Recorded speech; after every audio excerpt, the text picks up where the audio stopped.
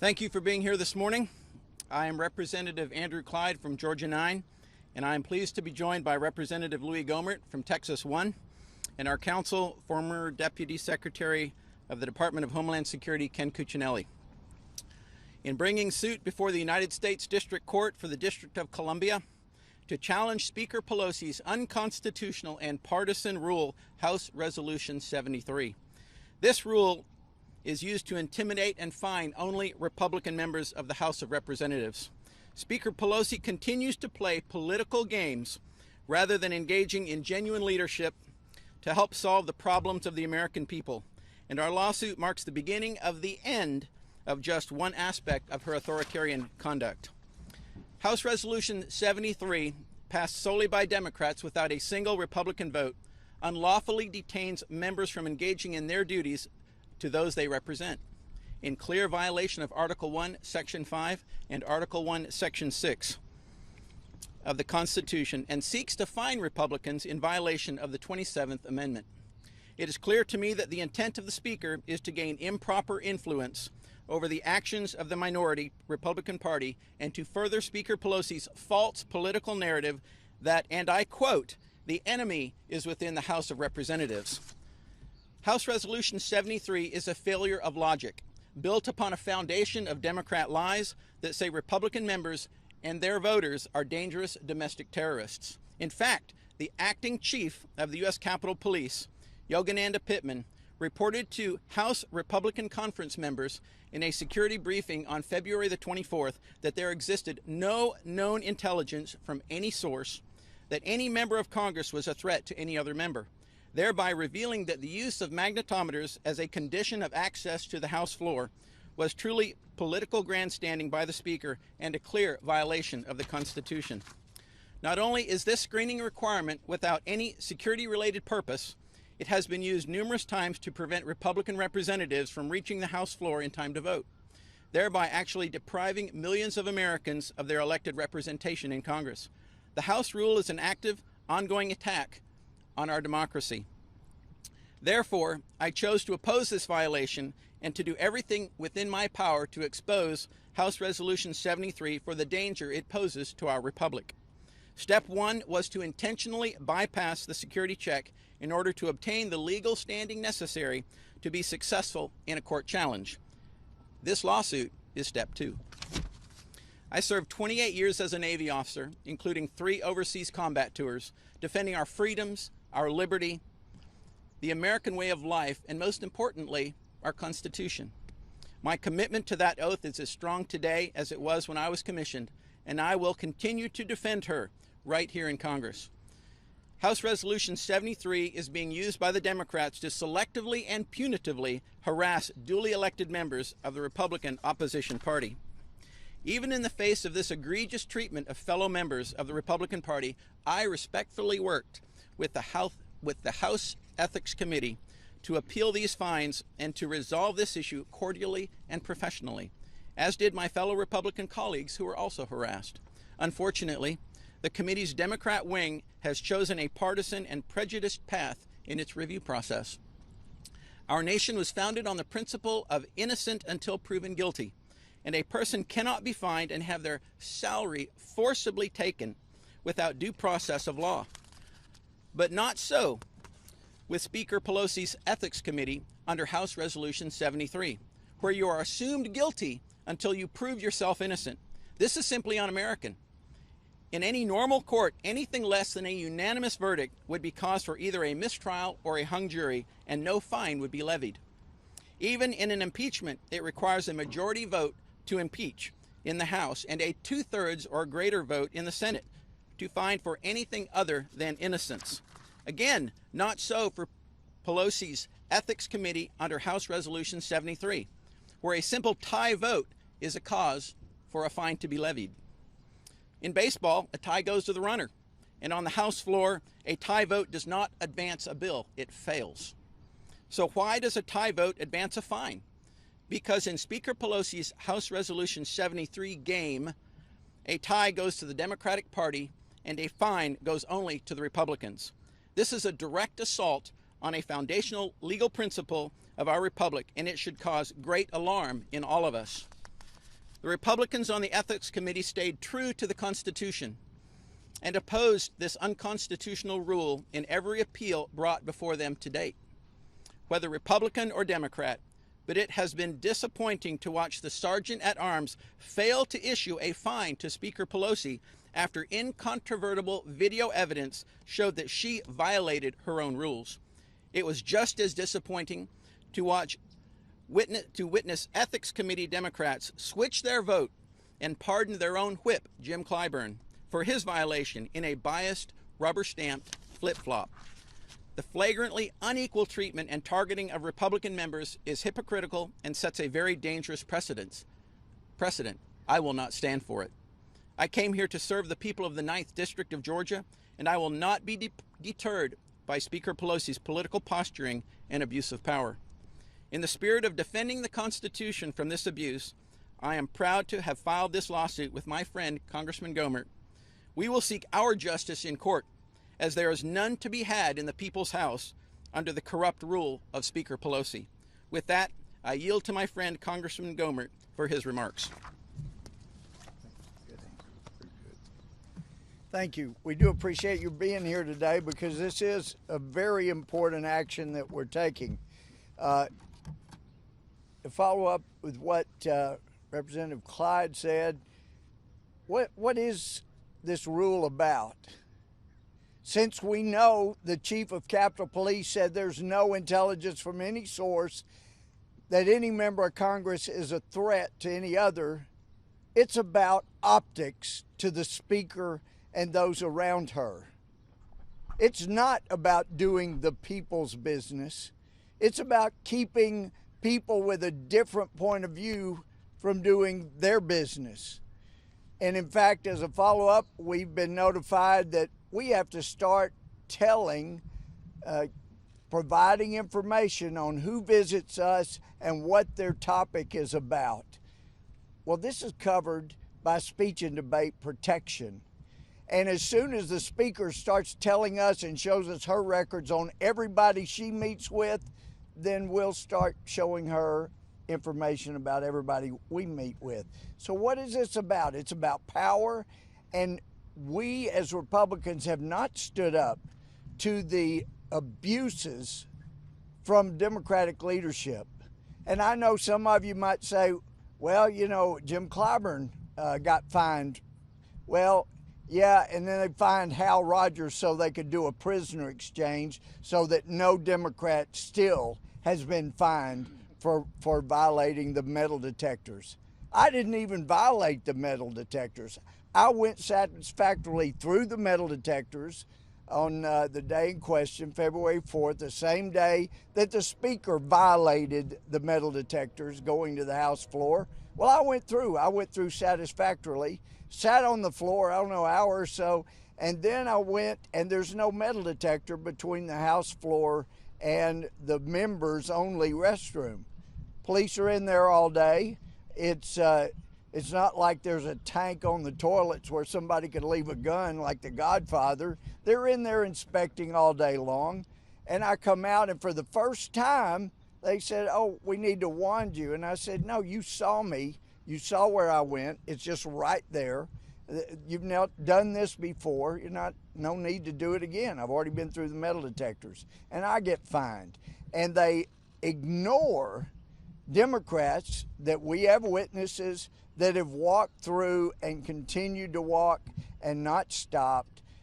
So these things are going to be coming out. The video evidence, we'd like to get video so we can see how many Democrats set off the magnetometer and then are not required to stop.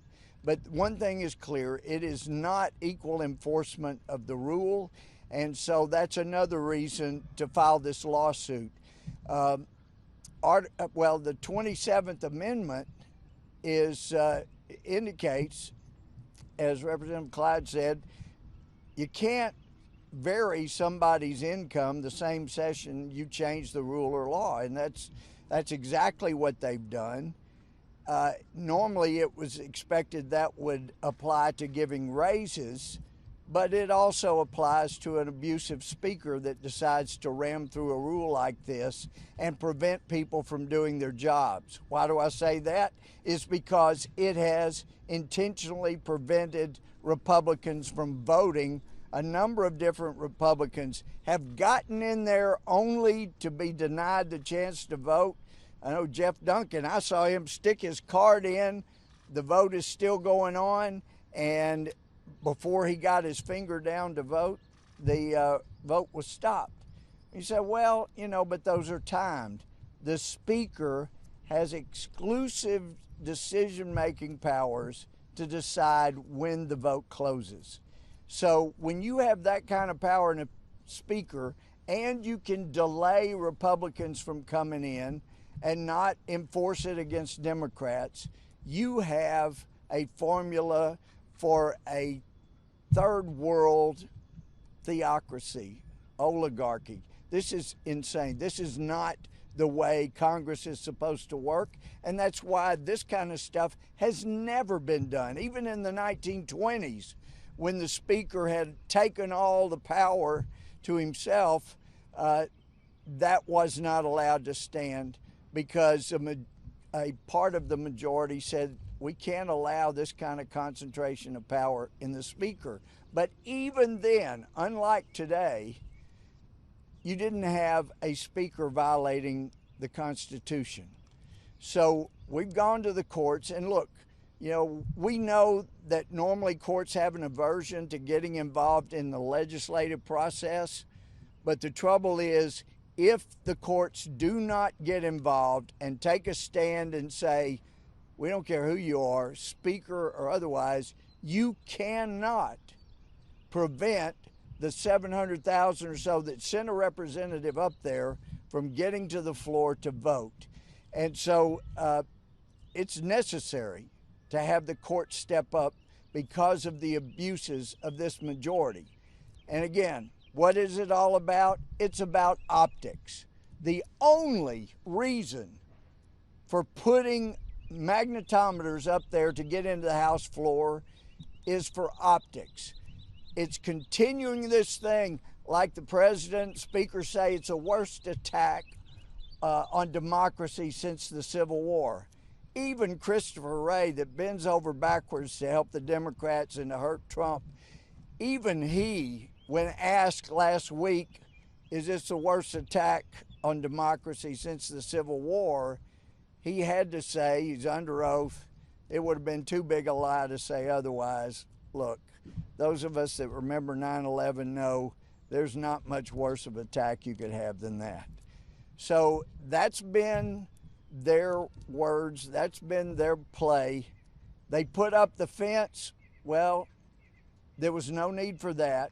They're all on record, especially the Speaker, saying fences don't work, walls don't work.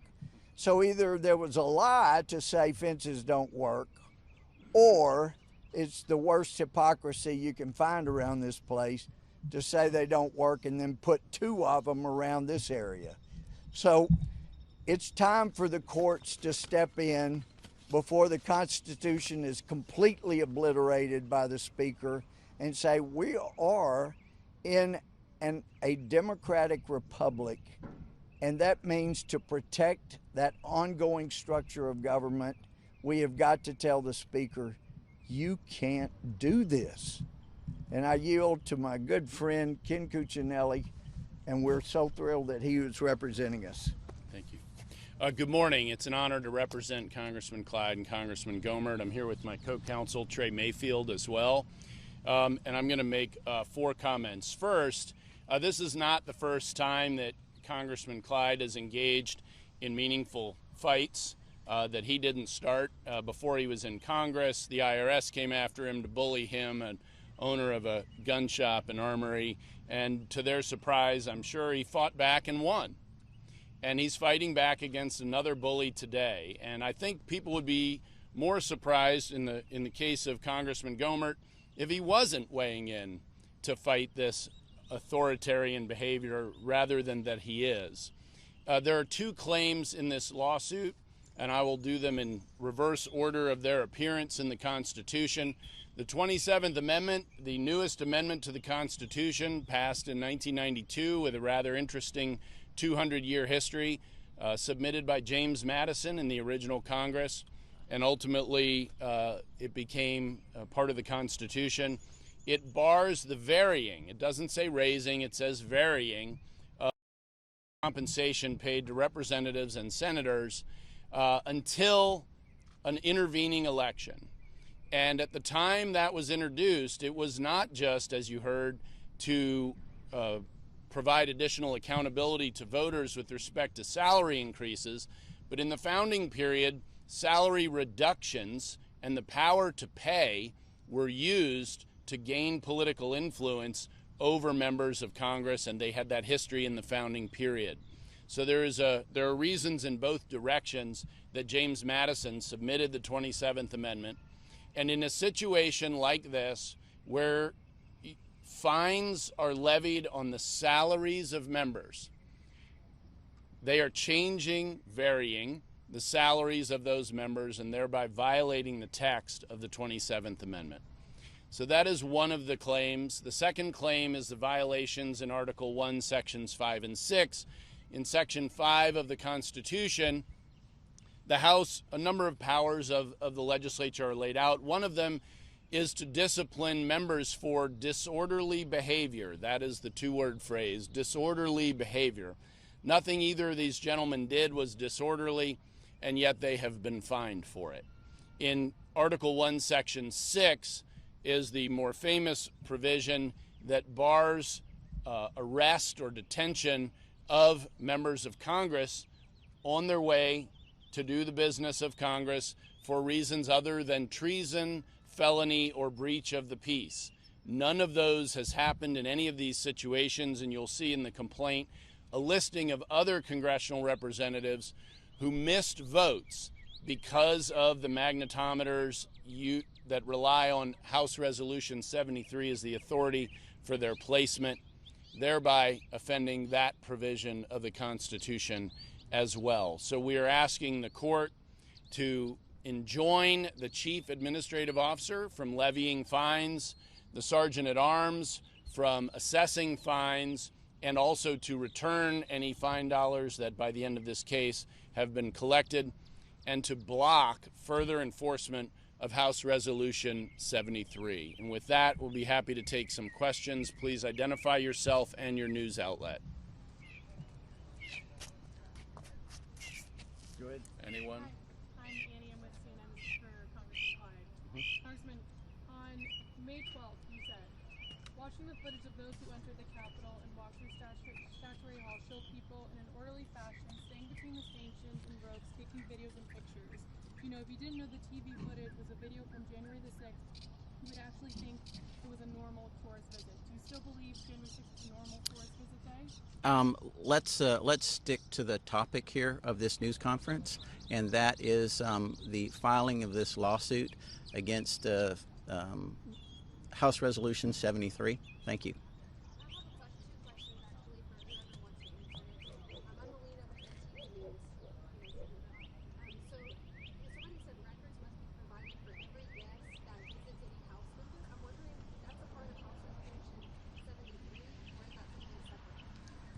My understanding is that's something new.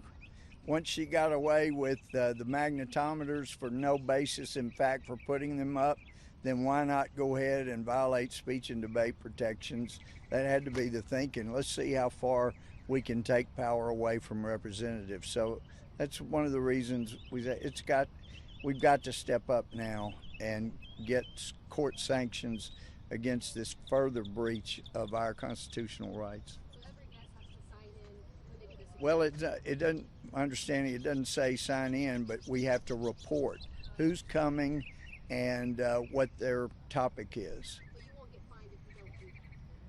Well, they could take, that's disorderly conduct, and yes, they could try to do that. If they did, it would not be, they wouldn't be able, I don't believe, do it in the same session, you know, to take pay. But it is just further coerciveness. You'd have to file suit, and would expect to win that if we file suit. No, that's never been done before in our history, and there were a lot more tenuous times than now. So, it's time. That's why we're taking a stand now.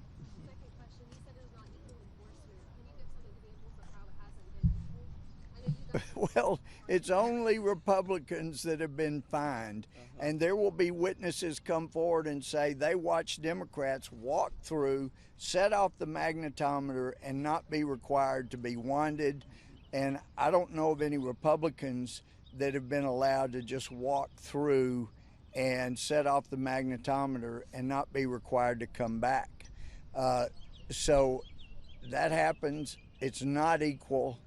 And, the fact that the speaker has not been fined when there were 3 witnesses that saw her come into the chamber without going. She went around the magnetometers. And then we have video evidence of her just blowing right through a magnetometer, setting it off and not stopping. So it may be that people think, well, she's speaker. Well, actually, she's elected by the same number of people that we are. She just happens to be speaker, but if she keeps this up, maybe her party will get somebody in that will observe rights. But she's careful to make sure only Democrats have been fined after the prisoner exchange with Hal Rogers. Just to be clear, I think the video shows her going by the magnetometer as opposed to through it. Well, there's one where she went through, I thought. I haven't seen that one. Yeah. So, Have you done any research as to the last time the DC District Court actually took on a similar case like this and ruled in favor of those who brought such a case? So the 27th Amendment is only 29 years old this year, and there's really a case did not go very far. It was on COLAs brought by John Boehner, and so there hasn't been one like this. This is a case of first impression, as the lawyers would say it, and we will see what the court does with it. The law, in addition to, I think it was Congressman Gohmert referenced, the courts are reluctant to weigh into matters involving the other 2 branches. However, they've made it clear in the case law that the boundaries of the powers given to the House and the Senate in the Constitution are legitimate areas for their rule. And that's what we're asking them for here. Congressman Clyde, you're saying, one of the things in this lawsuit is there's been no evidence to show that, there's any there's no evidence of danger within the House. We don't need these magnometers to protect against, other members. But isn't it important to all agree on what actually happened on the 6th? If you're calling it, just another tourist day, that you have that basic understanding, to further assess what the threat is.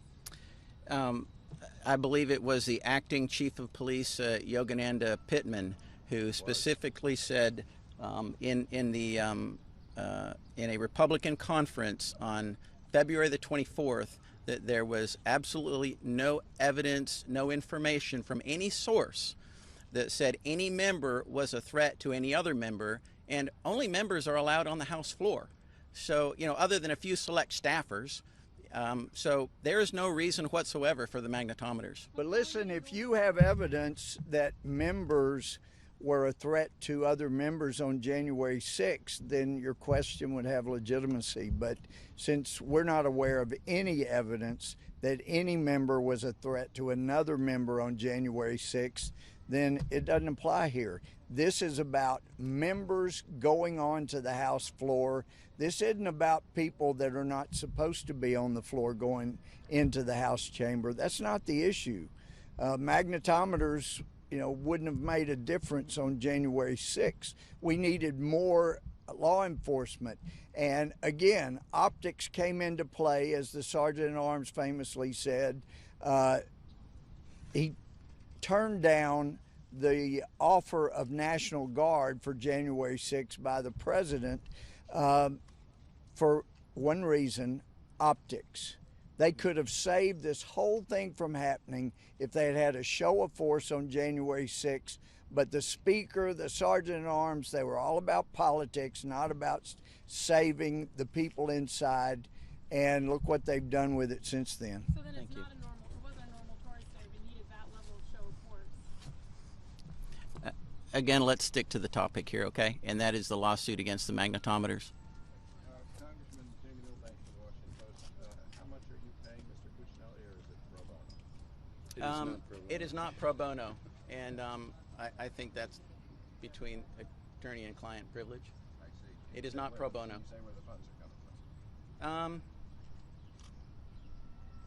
Right now, the funds come from the parties, but we're not allowed, because we're on government property, to go beyond that. Yeah, I think that's right. Yeah.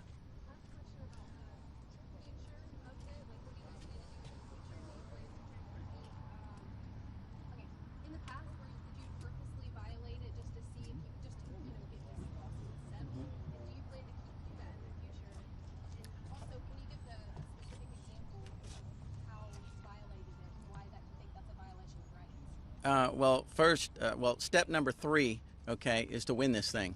All right, and I think we're going to do everything within our power and within our might to do that, and I think we will. Yeah, the complaint also identifies Democrats who went through and were not fined. It identifies an incident with Congressman Clyde missing a vote. It identifies other congressional representatives who missed votes, as I described to you. So that's all in the complaint. Cuccinelli, why wasn't Speaker Pelosi part of this lawsuit as far as naming her?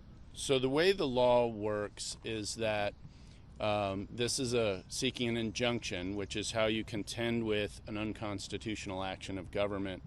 And the injunction is directed to the officials charged with implementing the behavior in question.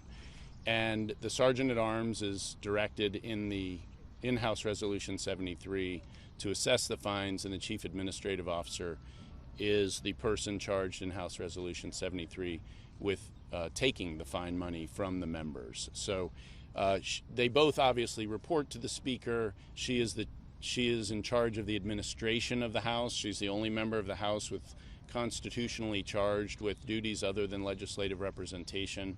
And all of this is within her area of responsibility. However, the specific defendants were chosen because they are the appropriate targets for the injunction that we've asked the court for, in terms of both ceasing enforcement and stopping deductions or returning them. The Sergeant at Arms and the Chief Administrative Officers are the appropriate parties for that. That's I why. want to add something on another topic. I want to thank the Republican members of the Ethics Committee for being the people that were consistent. They believed that House Resolution 73 was unconstitutional and wrong, and unlike the Democrats on the committee, they voted that way, even when it was a Democrat that was before them. On the other hand, the Democrats on the committee only played politics. They would only vote to grant the appeal of a Democrat, and that was in the exchange, the prisoner exchange, when they got Hal Rogers, so they could justify, I guess, in their own minds, well, we'll let one of ours off and one of yours off. And the Republicans, however, have stayed consistent in their beliefs in the Constitution, and I'm grateful for that. Yes, Thank you all. absolutely. Thank you very much. Thank you.